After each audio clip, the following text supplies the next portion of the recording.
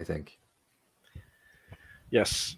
So maybe we should move on to the next I bulletin think we board. should move on to Yeah. next. We're almost 3 hours in. We have to get through get through the slides But here. yeah, it's been a lot of good stuff. I'm so happy we brought Jay Burden on. Actually, I mean, it's a Oh, good thank you. it's springboard way more than for expected in terms of like insights. But yeah, we'll Well, keep it flowing. I'll put it this way: I'm kind of limited by my own format to an hour, but you guys talk forever, so now you get unfiltered Jay Burden for three unfiltered Jay hours. Burn. Only on the Longhouse, folks. Yeah. Okay. Rednecks in general. So I mean, the connection here is of course then Luanne Platter. That's Platter. I mean, her name is like taken from some dish at some American deli, right? But she sort of just exists as Hank Hill's nephew, where the family connection is then, if I'm correct, it's Peggy Hill's brother that is pictured on the top right corner, who then had a child with the woman in the bottom right. That is Luanne Platter, and Luanne has sort of grown up in a trailer park, right, where her father is said to like, oh, he works at an oil rig, but actually has been like maximum security prison. And he's sort of let out later, where that's kind of revealed. Her mother is also very like problematic. Type of person where she's an alcoholic, right, and she can be reasonable sober, but as soon as it gets like one drink in, she's just completely will just wreck every occasion that she's in and start fights, steal stuff, and so on. But I mean, what I want to draw attention to here is really like the American like trailer park culture, because it's also something that seems to be very specifically an American phenomenon. We don't have anything like that here in Scandinavia. I mean, you have people who go to camping for vacations, like they'll have like a trailer home that they will just use to go on at like a 2 week vacation, or live by the beach, or some place a little bit The more people who into the run country. like camping resorts would be the closest thing to what the Americans have here. But I mean, that's very few people. So I can actually offer some insight on this. So I don't have a lot of this. Is very much like the American, like the white underclass, and a lot of this does have to do with like the degradation of rural America. But trailers exist in the U.S. for a very specific reason, which is that in kind of there's so much bureaucracy around like building code. There's kind of a floor to how much a house costs, and it's quite expensive. Everyone's had increased prices to cost of living, but in order to kind of offer homes to kind of like the underclass in a place where the population density isn't high enough for apartments, trailers are technically classified as like vehicles. So they don't have to be built to building code. They're not treated the same way legally. So they're much, much cheaper. And so they're made incredibly poorly. And I actually have some firsthand experience with trailer construction because I had a friend, I won't go into details, who essentially like got canceled, fired from his job, and had to move across the country and essentially had no money, and so had to live in a trailer for a little bit. And so I helped him kind of fix up a trailer. And so I actually got to see firsthand how these things are made. And they're made incredibly poorly. Like everything is the cheapest you can imagine. Nothing works. So like for the walls, for instance, aren't made out of drywall or plaster. They're made out of like particle board, like an IKEA desk. Oh, And so really? when anything like the biggest frustration, or one of the biggest ones, was the wall sockets are mounted to particle board. And so you can, in unplugging a lamp, you can pull it out of the wall. It's so Right. poorly made. And you'll never get it to go back in because there's nothing to like screw it to or nail it to. It's just held in. Yeah, yeah. And a lot of them are actually made with convict labor, is another one. And I mean, I'll put it this way: we were repairing the floor because it had started to rot, and I was using a reciprocating saw to cut out the subfloor, and I actually ended up almost like like hurting myself quite severely. I was just saved by dumb luck because the blade of the saw grabbed onto metal. And I was like, what in the world? Why is there metal? And it found out that someone who was building the trailer had essentially shimmed the floor, so used it to keep the floor level, had taken a stop sign like you would find on the road and just Oh, used really? that in the new Jesus. construction of this trailer. So that's what I mean, that like this is incredibly like low. It's basically like modern tenement housing. Like that is the Yeah, level yeah. of construction. Yeah, And wow. and they're designed to be disposable. Like essentially after 20 years or so, there's just nothing to save, and they're Yeah, designed you to just be. leave it there and then you move on to something else. Yeah, and so like it speaks to a certain degree both the degradation of like the American like so-called white working class, but also just like the waste of kind of like American consumerism, because these things they're literally disposable homes. They're designed to be financed, paid off, and then hauled away and thrown away. And there's almost nothing you can even do to recycle them because there's no real materials. There's no wood, there's no steel. It's all just like I mean, industrial. the stop sign that you found in the bottom of that one is probably the most Yeah, really. Like that's the thing. most real thing I found. Wow, yeah. I mean, I've seen like homes in the United States built with particle boards, but I was not aware that the like trailers were built with particle boards. And this is something to think about, like when I watch American movies and people get agitated and like they punch the wall, they punch through the walls, right? Well, yeah, but that's the stupid the super thin 1-inch drywall thing. It's either thin drywall or it's do. like it's just like particle boards, and they don't actually last in hurricanes either, right? Because you have a lot of those, and I mean it's just going to get pulled straight up. It has no ability to resist at all. But what would you say, like the price if I wanted to get myself a trailer home? How much would I have to put down? The first one to admit, I actually don't know because Speedrunner in the chat says that homes in the USA are 150,000 floor now. Trailers can be gotten for 30 to 60, and they depreciate as vehicles do. So it seems to be 30 to 60. That's wild. Okay, the average cost of a trailer home is like $40,000, which probably makes sense. And if you get a mortgage on that, that's pretty easy to pay off.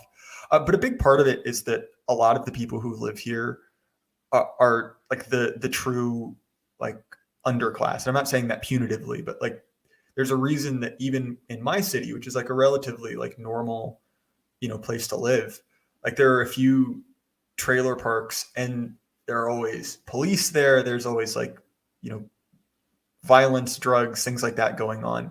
So they're pretty much white ghettos is the best way to describe them. Like that's that level of existence. Yeah. So the economics then, I guess you could get the trailer for $40,000, and then I assume you have to pay rent to use the plot as well because there's somebody who owns the park, and there's a certain monthly payment you have to do to just use a certain part of the plot, or are the plots like government provided or something? That depends. And again, like this is outside of what I understand. I just speak my personal like social class. I don't know anyone who lives in a trailer really. Like I've known people who've had to live there, but it was kind of like it was the exception to the rule. But I do know that a lot of people, especially in these kind of like more depressed farming communities, where essentially like families have lots of children, over a couple generations, and they still all have like ancestral right to property, but it kind of breaks down to the level where there's, they own, fractions of what used to be a farm. And I realize Glow in the Dark and some other guys are saying there's trailers. And I completely realize this. I'm talking about like the lowest of the low, like the really like badly. I'm just hearing, there's this song by James McCurdy, Choctaw Bingo. Have you heard that? No, I haven't. All right, that's what's running through my head right now. Which if anyone in chat is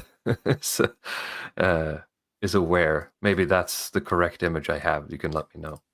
Okay, sorry, carry on.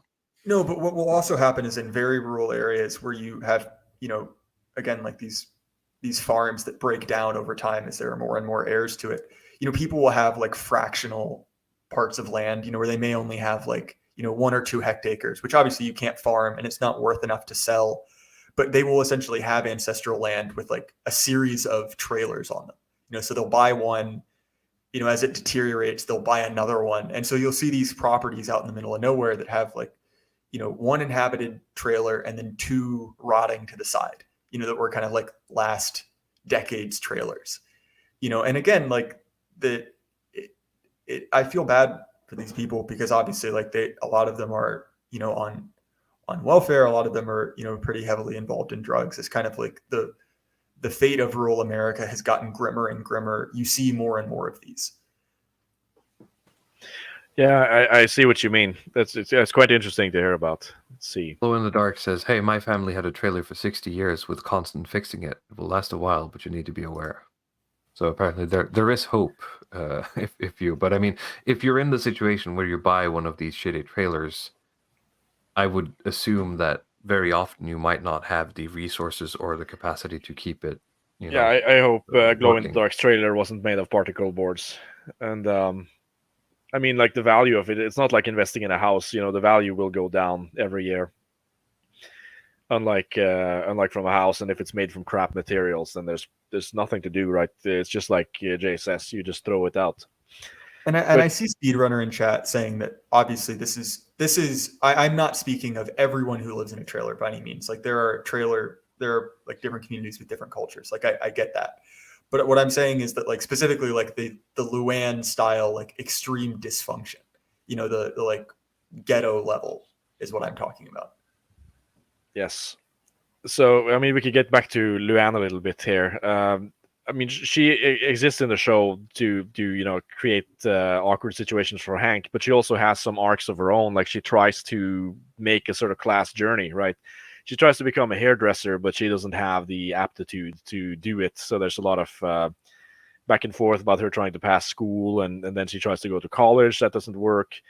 So she ends up then getting in a relationship with the guy to the right there that's called Lucky, who was voiced by Tom Petty, I think, who's the guy who wrote Free Falling. Yeah, it was. I will say, like, I think Tom Petty's music is like Eagles tier terrible, like boomer rock, which might make me some enemies. But I think that he is a highly underrated voice actor. I realize that The Simpsons is pretty much disposable humor, but he's, I think, the most prolific celebrity guest in The Simpsons. And so there's a whole like subgenre of Tom Petty voices background character that's kind of fun. Yes, and he does look a little bit like the character. I mean, Lucky is a little bit uglier maybe, but he has the same kind of like chip tooth thing going on for him. And I mean, I talked about infertility previously, but there is like this robustness to the lower class. It's kind of like low IQ underclass where like regardless of how shitty things get, they still manage to continue existing and to replace themselves, right? Because they actually do have a kid during the show. So what's that term, like the Spengler? I don't remember. Like Spengler has like this term for it when we're at the end of the civilizational cycle, right? And people just move out of the cities to just go live in the woods or something, and they're just completely uninterested in any academic pursuit or any high culture and stuff. They just want to farm and have kids, right? But I just don't remember their what the name was for that particular, when people get to that stage. But I feel like some of these people like Luanne are that's kind of where they are, right? Well, it's the true, like, it's the American like North FC grug brain. Yeah. Yes, but unlike I mean, it kind of depends on where the working class is, but like the North FC Celts, they're sorry to say it, but like they look fucking horrible. Like they're absolutely kind of mutant-like. But you have certain areas where like the working class or a lot of these lower class people are quite attractive, and I think it has to do with like high time preference. Like you have a lot of people who will just meet each other and they will have sex on what's like purely superficial reasons, right?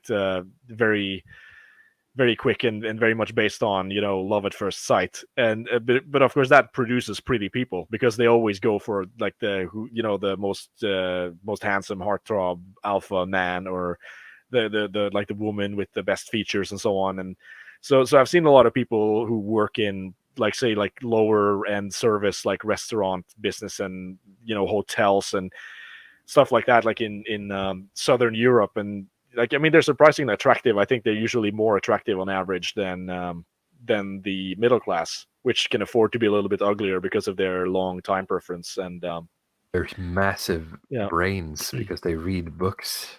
Yes, I mean they have all these specializations and they're more emphasized. They're focused more on the long term, right? So you can have a lot of these like soy jack looking men saying, and like these women with thick glasses and everything, and so like beauty is a little bit less emphasized. Guys that say like what really turns me on in a woman is her thoughts, man.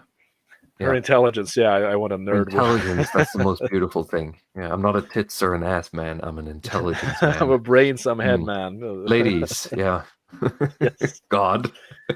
But I mean, it's a sort of interesting topic to get into, where I feel like it's a kind of usually like the upper and lower classes are usually better looking than the middle class in most cases, especially like with people like say who are like self-made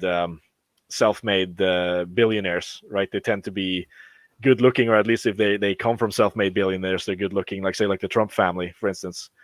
We have this correlation between beauty and high intelligence in men, because say someone like Fred Trump, who becomes like a multimillionaire, so he marries a pretty woman and then he has kids who are good looking, then they're married into money, and then they'll marry the supermodels, and their kids will marry the supermodels. So you go from like Fred Trump to Eric Trump or something, or like the Ackerman family or something, they just get better looking for every generation because they just keep like marrying these Russian supermodels. Well, and there's actually there's kind of this symbiotic relationship between like real world like Luanne's, because there's like a whole, it's like a stock character in media of the extremely attractive trailer trash girl, and that person does exist, and it actually like it tends to be a lot of a huge driver of social mobility. So, and not to say that it's your ticket out of the trailer park, yeah. Right, and not to say that my mom's family is distinctly, at least her parents are not. They were essentially lower middle class, and my dad's family was upper middle class. And the reason that they married is because, well, my mom, at the time was obviously like she was attractive, and she essentially got to kind of like jump a pretty significant class barrier. Like my grandpa on her side, like no one ever graduated, no one ever went to university. Everyone worked manual jobs. Versus my dad's family, which is very like laptop class-esque. And so like that's not a huge social jump, but that happens fairly often. And so like the like it's the stereotype of like not particularly smart but super like lights out attractive redneck exists. That is a very strong theme in American culture, and that's just kind of like baseline human nature stuff. They do exist, and they dress like this as well. This is something that I've noticed. They sort of like, I mean, usually in these areas in the United States, it's quite warm, almost year round. But they will dress extremely skimpily, like with these. They'll just be the shorts and the sort of bras, and they'll just that's what they wear. It's like nothing. Nothing else. It's very few places that I see women dress that way. I mean, did they still do that, or has there become some more like sort of modest standards? Oh no, not at all. And a big part of that also is that, and I don't mean to romanticize this, because there has been an immense amount of degradation.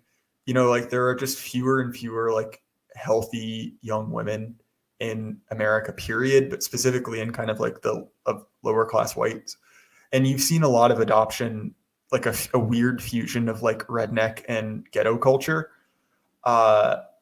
In some cases, like literally and genetically.